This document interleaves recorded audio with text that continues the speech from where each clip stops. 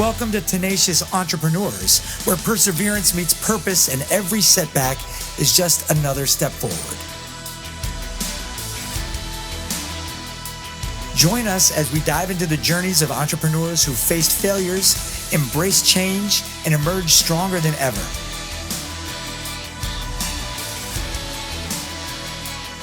Whether you're dreaming big or already on your way, this podcast is here to remind you that the end is only the beginning. Stay inspired, stay tenacious, and let's conquer the entrepreneurial world together. Welcome to the Tenacious Entrepreneur Podcast. I am your guest host, Tracy Kelly, and today joining us will be our main host, Joey Dupont, remotely. And also we have Mr. Paul Childers, who has started Blue Sky Business Solutions. So, Joey, how's it going? Right. I guess the practical thing that I could see that you could do that would be very beneficial is being able to say, the first step for you to do this is you need to file an LLC in this state because they don't, require the government to look at it and it's a safe state. And the next thing you need to do is a trust. And, what I'm saying? Like how do you do the baby steps? Yes. Or does it even work for a while? I honestly tell people that it is worth my while in some regards, right? Because the majority of my clients are between 500 and 5 mil. That's the majority of them, right? What I tell people all the time is keep it simple. If you're going to be doing work in a state, file your LLC in that state. You don't need to worry about trying to do a Vail Corp right now. You don't need to worry about holding companies. You don't need to worry about trusts. All you need to worry about right now is getting this company up and running and viable and protecting yourself while you do it. How do you utilize an LLC to its full potential while you're growing and scaling without piercing the veil along the way? Right? That's step one. Most of these guys can't even figure out step one of what is an LLC supposed to do? The amount of guys that have HELOC loans out that they're using, that have personal credit cards, or using personal debt to finance equipment and vehicles that their employees are driving in. Let's fix that first, right? Let's get that LLC running in a good way. Let's get you growing in a safe way. Let's get you understanding where lending actually comes in for your business, because a lot of these guys, I think in some cases, money is almost too accessible for people right now in some regard, right? Yeah. It's right there in your QuickBooks. It's right there in your CRM. It's right there on your Stripe. Here's access to money. Get it quick. You can keep going. They don't see that it's at 48% interest. No, half the time these guys don't need money. You need better sales processes. You need better marketing. You need to delegate. You need to hire. You need to do all these things first before you start worrying about the loans. But if you need loans, then let's make sure you're set up and structured right and are building the right relationships with lenders so that it's scalable, it's attainable, and you're not going to get golden handcuffed. You're not going to get capped. You're not going to get blindsided. Yeah. I feel like if you could get it at a bottom shelf, whenever we're in the grocery business, we own Cajun CJ's, and so we do jambalaya, crawfish, pond filet, gumbo mixes in grocery stores all over the world, and it's a fight to get on the shelf space. But what we found is that the bottom layer of the shelf is actually where the kids can see. And so that's where all the cereals and all of the tchotchkes and all that kind of stuff wants to be at. We want to be on the middle shelf because that's where the parents are at. And the top shelf is something that we don't want to be there because older people can't reach up there and grab that top shelf stuff. So I'm just saying I think making what you're doing bottom shelf for the kids that are just starting their business, that are just getting into it, to give them measurable, because you're saying things that are important and I understand them, but I think that quantifying that, hey, what does it mean? When you get to the point where you need to have a corporate, shield to protect you, and then is that at $1 million? Is that at 5 million? Is that at 60 million? Is that at, saying if you could set road marks, almost I'm dating myself again. I used to have a map when I first started driving. I'd be I would memorize road marks. Hey, when we get to mile marker 70 and we get off at Chattanooga, then I need to read the map again. You know what I'm saying? But I feel like they're dependent on the GPS. Somebody's got to be in their ear. For a lot of them, when you have your first employee, right? Because if we're just solopreneurs, let's be honest, at the end of the day, if you're a solopreneur, you're set up as a sole prop, you're taking all the risk on anyway, right? So Right. right? Where I start to kind of hammer on this stuff is when they get employees, they're driving around in your vehicle. Where's that vehicle showing up? Is that financed on you personal? Because now that's a super huge liability because it's not just you in that vehicle anymore, right? Right. So now it's a liability not only from an accident standpoint that somebody can sue you, but it's also a liability from an accident standpoint that that employee can also come after you as well. And that's a piercing its way through, that's opening up access to all of your assets. That's Right. your step. Let's get that under the business where it's not showing up on our personal credit reports anymore, right? Credit cards.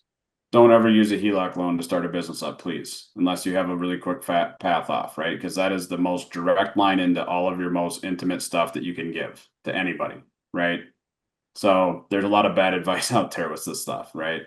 But it's kind of as you start to get more of that exposure out there. Are you working with people directly? Are you going onto their properties? Are you going in their houses? Or are you working out of your house online? If that's the case, then your exposure level is significantly less than the guy that's doing plumbing, heating, lawn, Right. Right. right? So it's kind of knowing how your business is set up and where those tolerance points are as to when you really should start paying attention to this. And honestly, for a lot of people, it's let's get through that first 18 months and then let's start talking about some of this stuff. We can start rolling some of it in initially, but we got to get you through that first 18 months first because that's hell. Right. So I guess that's what I was saying is like, do you offer like, let's say that I'm sending you to this guy that makes 280 a year and Yep. he says, hey, I'd like to figure out how to do this right because I've just been winging it. Do you have a lower end that he's not looking for loans? Mhm. He's just looking for like, I mean, again, like I tell every one of my service guys, like you need to get a relationship with a bank to where if you get into a situation where you're having to float money on projects because you're 90 days out on corporate projects or, God forbid you're in a government contract, you can be 6 months before you get paid. Like, do you have a relationship? Do you have those kind of relationships where you can actually connect them to people that do Absolutely. invoice loans, Yeah. accounts receivable, accounts payable? We've vetted a lot of the companies too. Like one of the things I always look for when I'm working, especially with invoice factoring, is what are your terms? Are they long-term contracts? Are they locking you in for long terms?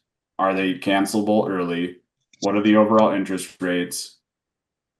What does that whole like contract and setup look like? If the person, the company that you're factoring against doesn't pay, is that invoice factoring partnering with you and going after that company, or are they going after you and the company?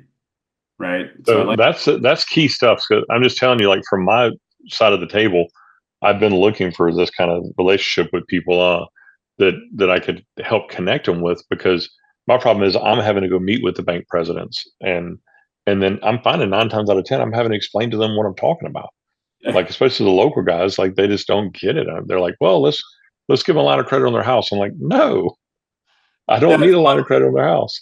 it's funny, as I meet more banks and more bankers, and as I talk to more bankers, like what I find is like the small to medium sized banks that call themselves commercial, like they don't even have a clue what commercial is. Because I had a client that was working with a lender here, and I will say their name. It's Bell Bank. They claim to be commercial. I told my client, I'm like, you can go ask them, but I was like, the first question you're going to ask is, are you guys familiar with business credit? Do you know how it works? Do you report? And he walked in and talked to their VP of commercial lending. And he goes, she looked at me like a deer in headlights and was like, what is business credit? Thank you. I'm glad I'm not alone. And I was like, leave. How are you a VP of anything? Like you Like, don't know what this means. right. And I'm like, it's one thing if they don't recognize it or accept it at their bank. That's totally fine. It's a whole nother issue if they're completely ignorant of it and don't even know that it exists or what it does, because now they're not helping anybody. And most likely they've been misinforming and lying to people because they've been going, oh no, you can't do it that way. You have to do it this way. This is the only way you can do it. Right.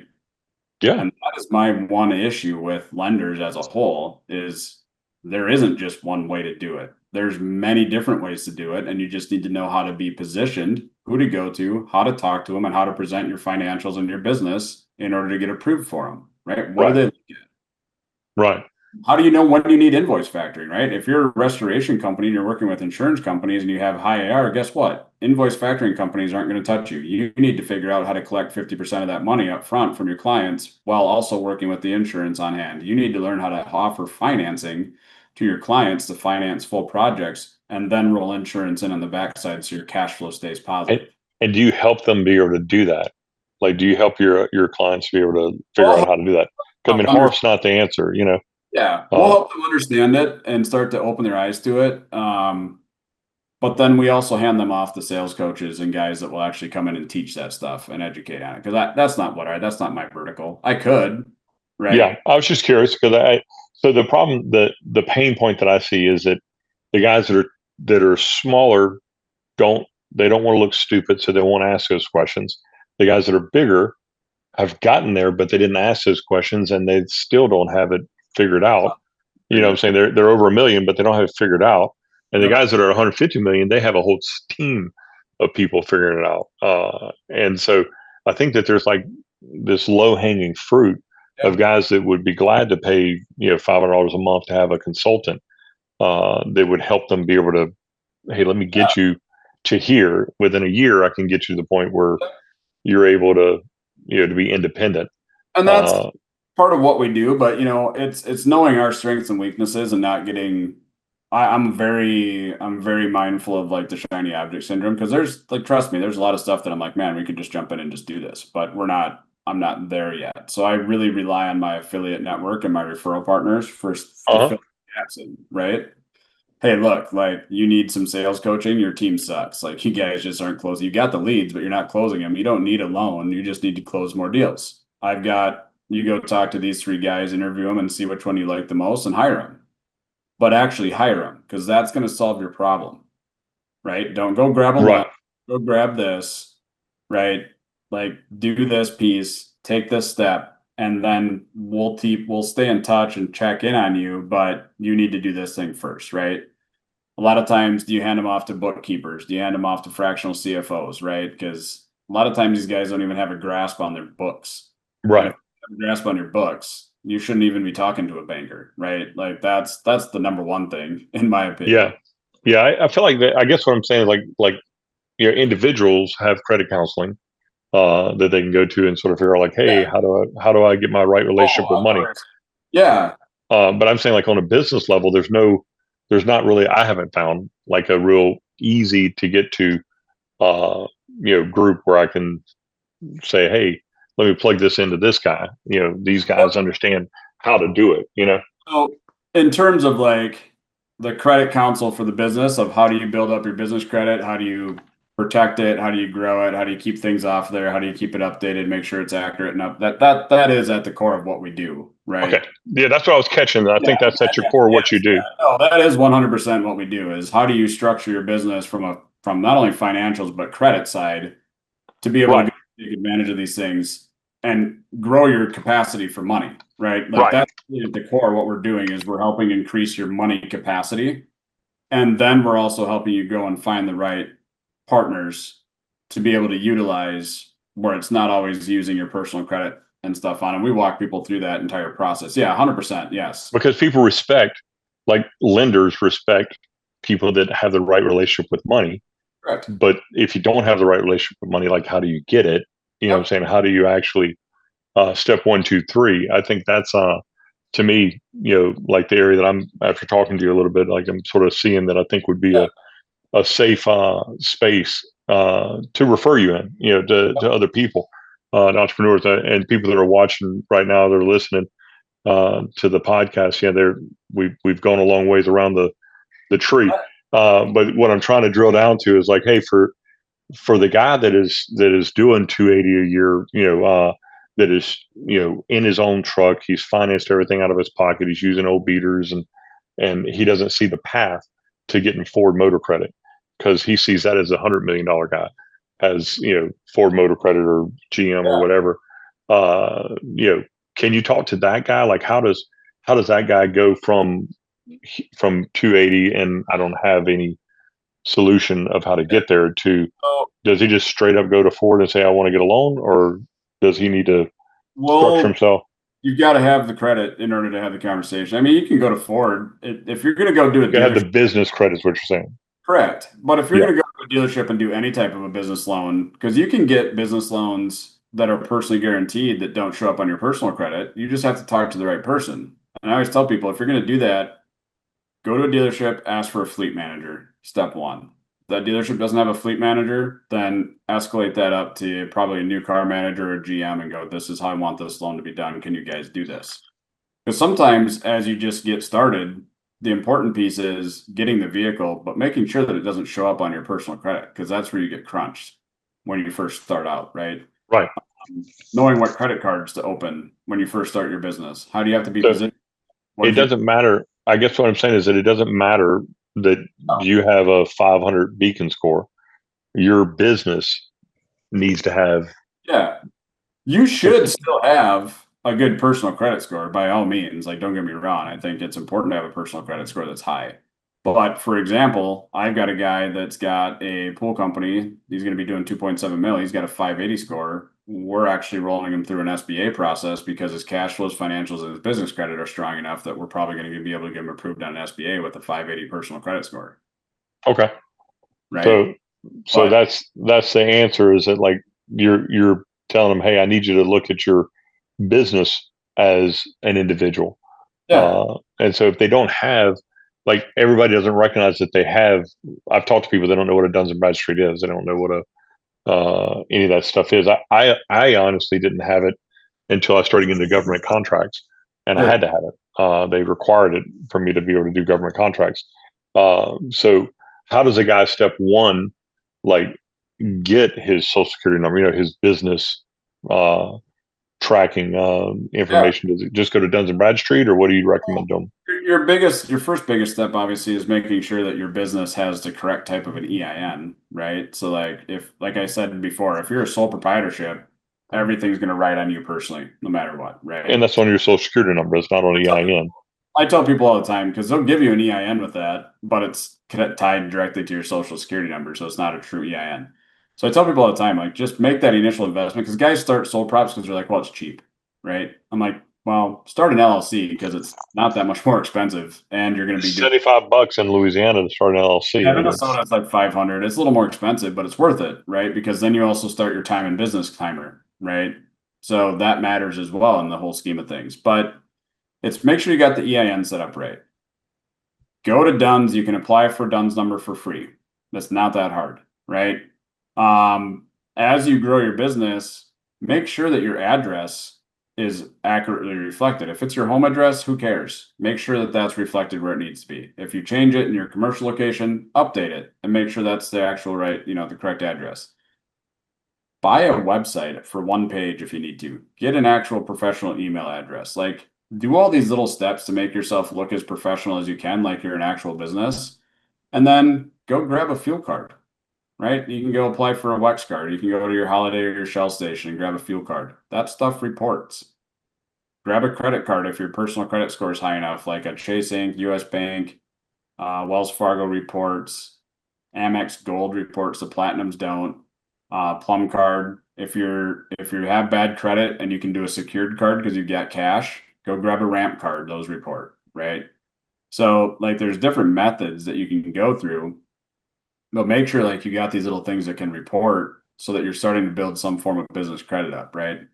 Um, there's a lot of like everybody tells you like Uline, Amazon Business, Granger.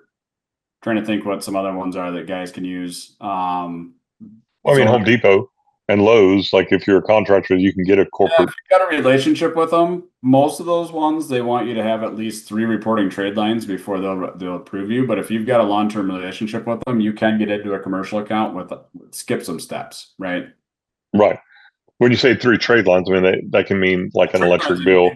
Credit card, line of credit, vehicle loan, store credit account, like fuel card, whatever. Like any type of a So loan I feel like we're sort of going around the bush again, because it's like, okay, I got to have 3 lines of credit in order to get a line of credit with Home Depot. But like, how do I start? Where square one is to get your EIN straight. Yep. Chapter 2 would be let's go out and get a fuel card, Yep. get something that's practical. How do I get 3 different things? Because you're saying I need 3. Yep. What 3 things do you recommend that we go out and get? So sometimes just your supplier for an HVAC or a plumbing company, sometimes your suppliers report, so they're just naturally going to be on there, right? So Okay. if you're a roofing or remodeling company and you have an account with SRS or ABC Supply, those report and you can get those fairly quickly, right? Then you can stair step that into Home Depot or Lowe's, Okay. right? You're running trucks, just grab a fuel card. Like that's easy, right? If you have a shop and you need supplies for your trucks and materials for your trucks, get an account with Grainger because it might be a little bit more expensive, but you can buy a ton of that stuff through Grainger and now it's actually building something for you, right? Right. Right. So like those little Uline, like for office supplies and yeah, yeah, like buy yeah, office supplies for them. Amazon business reports as well. You can get stuff through Amazon. If you do a lot of electronic stuff, you can get accounts set up with Dell and Newegg. Those are pretty easy to get set up with as well. But you got to have the business set up properly, right? Like it's got to be uniformed information on your business out there. These places have to be able to identify your business just on its own cadence without having to rely back on you all the time. So like, does your address match? What I mean by that is when you set it up with the Secretary of State, that address that's on the Secretary of State better be what's on the IRS, better be what's on your website, better be what's on your bank account, better be what's on your credit card accounts, better be what's in Duns and Bradstreet, right? right. Like all those little details need to match, right? So make sure you have a phone number that if it's your cell phone, fine, but that needs to match across the board as well. I actually tell them that when I'm coaching, because we run a business incubator as well, and I tell them that like, hey, the first thing I'm requiring of you is to go to AT&T or whoever Business and get line. another number, because the problem is that do you want to be successful? Do you want to sell it? Do you ever want to not have to do every part of this business? Then how are you going to do that if you don't have a phone that somebody can answer? It's like a pitfall for these guys, because I talked to a guy just last week and he was like, yeah, I can't do it, man. I just can't do it. Too many of my customers have my number and they expect me to answer. Yep. And I'm like, okay, so you're going to answer for the rest of your life. You have Yeah. no path forward. Like, I'm sorry, we can't help you be successful. So yeah, I think it's like, that's pet peeve. I'm sorry you touched on one, but like, Yeah. get your own business line, get a cell phone number. You Yeah. can even transfer your cell phone number to your cell phone, the new cell phone number. Get a CRM and get a Ring Central. Get a cell phone system Yeah. like on your Ring Central and your CRM. Like the amount of business owners that are doing anything over 250,000 that don't have like a customer retention or management tool, like get a customer. Don't use Google Docs. Don't use pen and paper. Get yourself an actual standardized way to manage your clients, because then when you hire your first admin assistant, they've got everything right there in front of them. They can answer the phone, they can do all the stuff they need to do, they can send emails, all that kind of stuff, right? So do So you use high level, or what do you use? Like, I what's use your so yeah, yeah, I had a buddy build mine out for me. you had who built it out? The company's name is Stanek. The owner, Okay.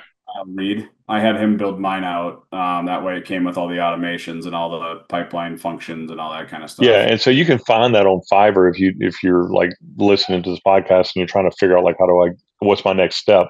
Yep. Like high level CRM. I'm just picking on that. I'm not affiliated with them.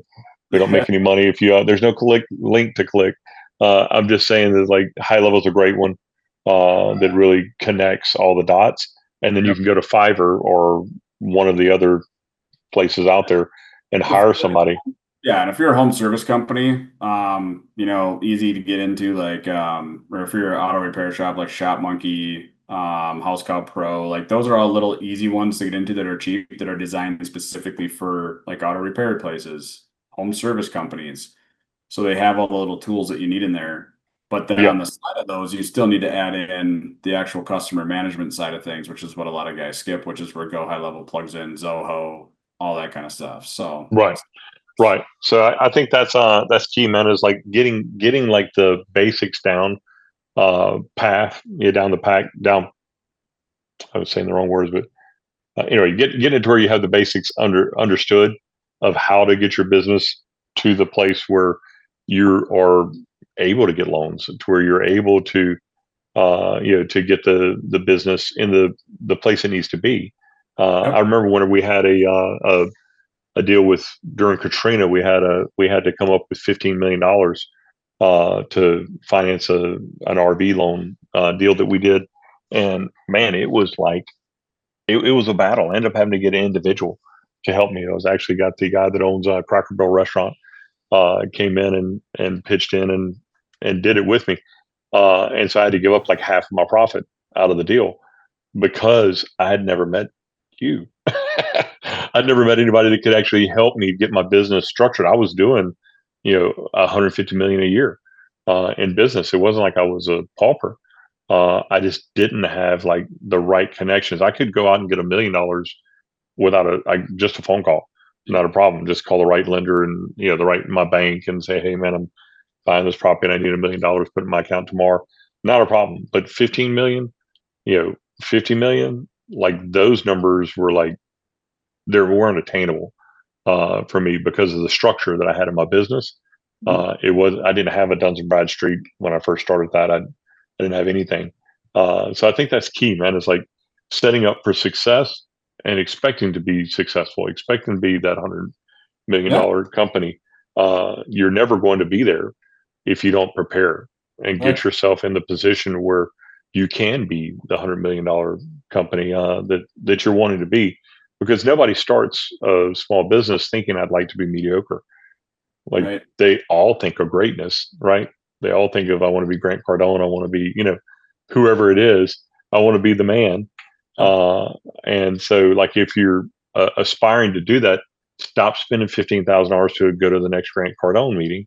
Spend $5,000 to go to talk to this guy, and get your business on track to be successful. Because I think that's the key, man. In my mind, is that even if you did everything and you didn't have good business credit because you weren't able to build it up in time, if you go talk to an individual, a regular Series A lender that's coming on talking about giving you money, seed money, if he sees that you have everything in line and you have a Duns and Bradstreet and you have everything in order, he's gonna be like, oh, I just have to put a little fuel on this and I can fan the flames and it's going to erupt. Return But money. but if you're telling the guy, hey, listen, we're going to do great. There's sticks in the back, and I think that we could probably start a fire. I don't know how we're going to start it, but I'm sure we can find a flame. Would you give me some gasoline? They're like, no, I don't. I don't want to send my money off to die. I want to send it to a safe place where they understand that my money likes to be tucked in at night and likes to be safe and be sure that I'm going to have it whenever I come back to get it. Grow and multiply. It's going to come back with little babies and come back to me, and it's going to be safe, and I'm not sending my money into a hostile environment.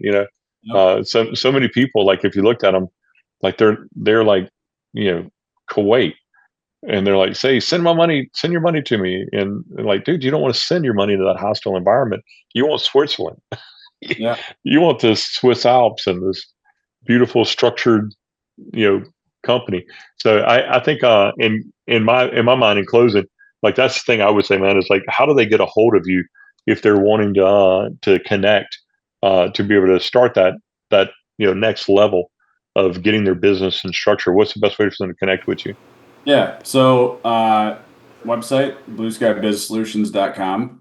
Facebook, it's just Paul Childers. Can you spell that website? Because I didn't catch that. It's blueskybizsolutions.com. So BLUSKYBIZ solutions.com. Okay. All right. Got it. So blueskybizsolutions.com. And they can just email you. Mm-hmm. And where they email you at? All at blueskybizsolutions.com. Okay. And I'm sure you're on Facebook. You have the Blue Sky Biz Solutions. Actually, your best bet on Facebook is to just follow me at Paul Childers. So I got a professional dashboard set up so I can do a lot of organic stuff.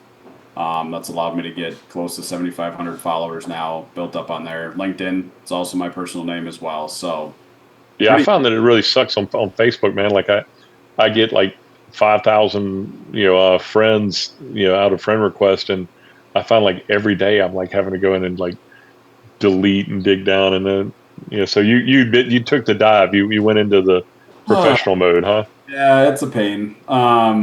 And sometimes sometimes my VA can go in and do some of that stuff for me. Sometimes I just have to because he's like, I don't know who to Who to eliminate. kick out? Right. Yeah, who do I kick out? Right? What do I do? I'm But sorry. my poor A's, man. Everybody that's in the A part of my list gets kicked out first. That's it, right on top. Yep, I know that. The guy that starts with Z, man, like You're safe. you're safe. But ABC, man, Childers, like you're in the top three to get.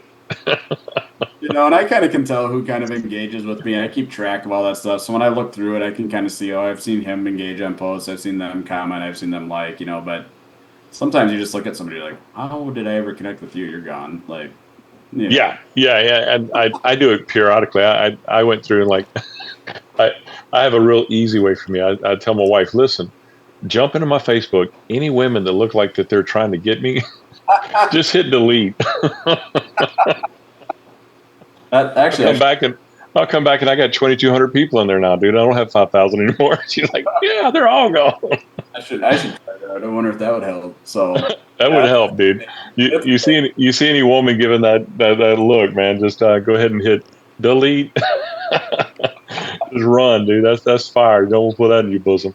yep, But anyway, so man, that's great. Like they can connect with you, and I would encourage people. Like if you can, you need to get educated on your business. Just because you're in business doesn't mean that you're doing it right.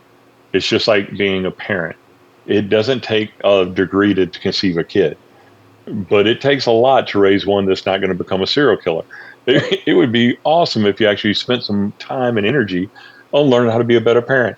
And the thing is like you are the parent of your business, yep, and you need to spend time like learning how to be a better parent, how to actually get your business in the right position to multiply, right? yep. Because like ultimately people ask me all the time, like, they come to me for consulting or something, and they're like, hey, I'm ready to blow my business up.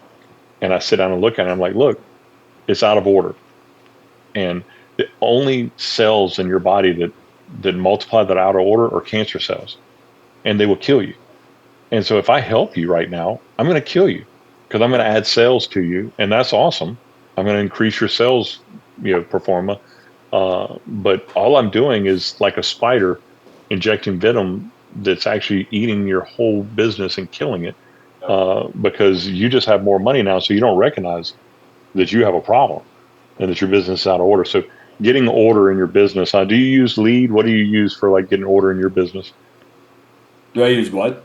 Lead or what type of program do you use for getting order in your business? I use Dan Martell's Buy Back Your Time, Gap and Gain. I also use like his kind of structure for like hiring, like so his hierarchy of hiring, right? So I've Yeah, been I just listened to Buy Back Your Time. I love his stuff. love his stuff. I'm reading the Gap on the Gain right now because I'm in that spot where I'm like at a plateau and I'm getting frustrated, but it's just learning to appreciate where you're at, tweaking things, getting ready for that next level. But I used his hierarchy. I follow EOS traction. That's what I learned when I was in the tractor tire company. Yeah, EOS is like a real good structure. Yep. Like just to get you, obviously, if you got to hire an implementer, you got to be able to pay somebody 30 grand to come in and implement it. But if you I can, found one that lives in the Philippines part time and is an American citizen, so he speaks English, is a great integrator, takes what I need, and I can pay him, a reasonable salary because of where he lives. So I've been fortunate with that side of things. But I did do stuff out of order myself right away, and so I had to backpedal and unwind that a little bit and then start back over again. So, yeah, um, it sucks if you do it wrong because man, you get stuck fast. and that's it. Like if you find yourself stuck, like in a business, I guess that's what I'm trying to encourage guys. Is like, look, don't feel like you're alone. Like I would say that at least 80% of the people that have started small businesses that are right there beside you are in the same boat. They don't know what they're doing. They just look like they know what they're doing because they have money or they've been doing it long enough. But if you haven't bought into a franchise, if you're actually just doing this solo, invest in the EOS. Invest in getting somebody like Paul to help you, like coach you on how to do the business structure to get your business in a position to succeed. because it's going to get there. Like it's going to grow, it's going to do better. But if they don't position themselves right, then they're never going to be able to multiply. They can duplicate, Yep. but you can't multiply unless everything's in order, because it's going to bring chaos once you do. So I'm a firm to that. And man, I would greatly appreciate your time, Paul. Thank you for coming on the show. I mean, the only thing I want to leave people with is, business, you're in it for the long run, right? Embrace the suck in some regards. Like those are the times that really forge you and put the pressure on you to get to that next level and transition you into that next person or type of person or change who you are right now to be able to handle that next level of business, right? You have to go through these changes. So if you feel stuck, you feel the pressure, push harder because that's what's force you to adapt and change and be able to manage and handle that next level of business that you're getting prepared for. Excellent. Thanks so much, Paul. Thank you for your time. Thank you, Tracy. That's it for this episode of The Tenacious Entrepreneur. Thanks for tuning in and being part of this journey. Are you an entrepreneur with a tenacious story? We want to hear from you. Visit our website, tenaciousentrepreneur.com, and click on the Tell My Story link. If you got something valuable from today's episode, don't forget to like, subscribe, and share it with a fellow entrepreneur. Keep pushing forward, and remember, the end is only the beginning. A new episode drops every Wednesday at 7:14 a.m. Until then, remember to stay humble, stay focused, and be tenacious.